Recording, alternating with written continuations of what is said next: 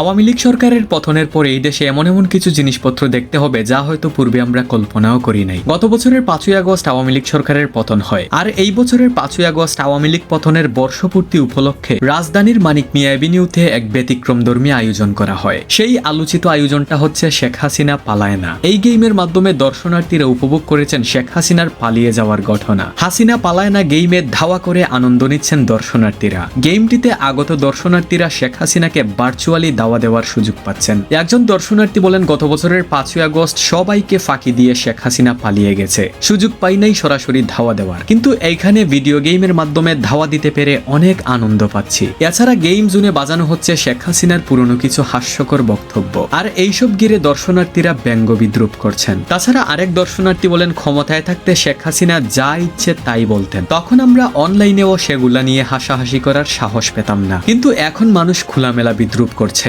এটাই তার পতনের প্রকৃত প্রতিফলন। তাছাড়া গান, গেম আর জনতার অংশগ্রহণে উৎসবমুখর হয়ে উঠেছিল মানিক মিয়া এভিনিউ। রাজপথ জুড়ে ছিল মানুষের ভিড়, স্লোগান, হাসি আর উদ্দীপনা। দর্শনার্থীদের উপস্থিতিতে রাজধানীর রাজপথ যেন হয়ে উঠেছিল গণজাগরণের চিত্রপট। So dear audience, Sheikh Hasina পালায় না, এই গেমটা নিয়ে আপনার অনুভূতি কেমন? আপনি কি এটাকে সাপোর্ট করবেন নাকি এটার বিরোধিতা করবেন?